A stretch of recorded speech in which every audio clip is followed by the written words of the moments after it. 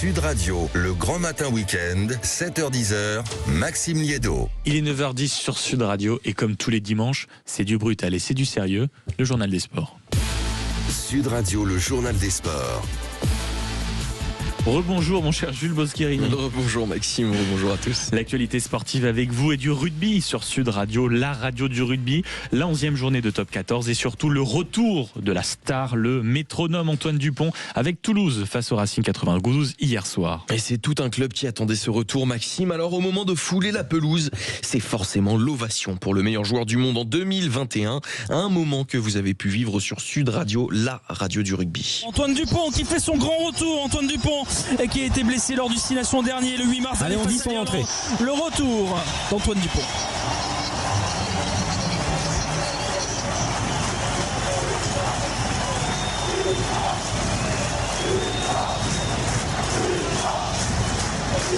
Et à cet instant, le score est déjà favorable aux Toulousains et ça permet donc à Dupont de jouer libéré. Résultat, le numéro 9 se met de suite en lumière et se retrouve dans quasi tous les bons coups de son équipe, comme sur cet essai de Mathis Lebel qui permet à Toulouse de prendre un peu plus le large. Il y a un surnombre sur le côté droit, Dupont pour Ntamak, ça peut aller très vite. Ntamak pour Paul Coste, l'accélération de Paul Coste sur un pas pour Mathis Lebel. L'essai du Stade Toulousain à la 59e minute de jeu. Magnifique essai des Toulousains par Mathis Lebel. Et bien ça va vite, ça va très vite les sorties de balle. Beaucoup de puissance avec les avants. On avance au fur et à mesure. Un peu de résistance du côté du Racing. On écarte le jeu et ça fait essai. Mathis Lebel qui marquera d'ailleurs un doublé quelques minutes plus tard et Toulouse finit par s'imposer avec le bonus 48-24.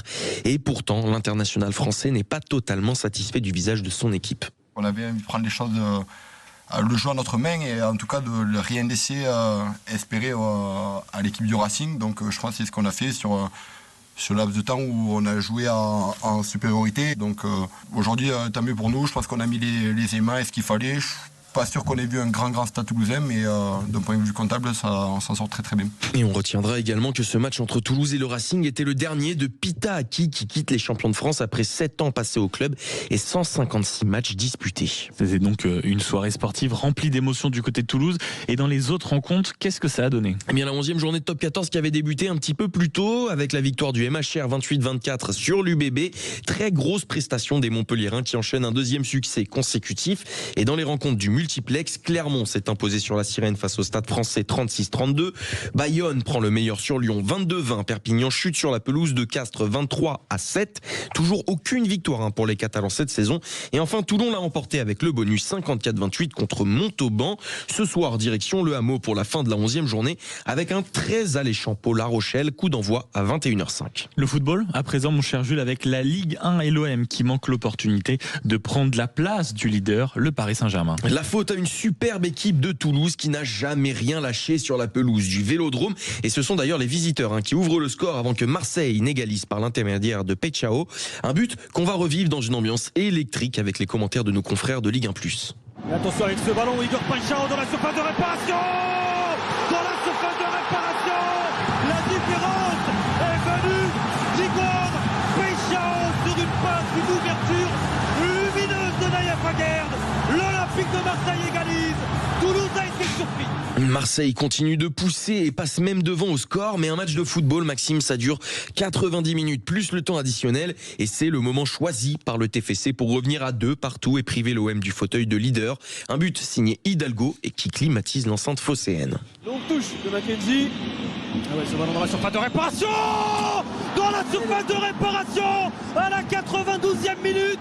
C'est encore sur une longue touche que Toulouse fait la différence. Et c'est Santiago Hidalgo qui vient inscrire son premier but et surtout qui enlève la place de leader à l'Olympique de Marseille. De partout, 93e minute. Et ce, malgré la défaite du PSG un petit peu plus tôt dans la journée, 1-0 sur la pelouse de Monaco. Le seul but de la rencontre a été marqué par Minamino. Une très très belle frappe. Et là, il a été trouvé dans le dos. La défense parisienne, le centre est bon avec Minamino. Takumi Minamino à la conclusion de ce contre, remarquablement mené par les Monégasques. Alexander Golovin pour servir l'international japonais. Un enchaînement de classe et ça fait 1-0 pour l'AS Monaco. Et 5 matchs aujourd'hui pour terminer cette 14e journée de Ligue 1 avec notamment Strasbourg qui reçoit Brest à 15h, Lille qui se déplace au Havre à 17h15 et Lyon qui accueille Nantes à 20h45. On va parler d'un sport qui n'est pas souvent à l'honneur dans ce journal, mais on en profite, c'est le WRC. C'est du rallye avec un Français sur le toit du monde. Et champion du monde pour la 9e fois, c'est l'incroyable statistique de Sébastien Ogier qui a une nouvelle fois remporté hier en Arabie Saoudite le titre mondial. Rendez-vous compte de l'exploit, hein, Maxime. Le Français est pilote depuis 2006 et a été sacré 9 fois en 13 saisons. Et au passage, il rejoint une autre légende du rallye, un autre Français. Est-ce que vous l'avez, Maxime ?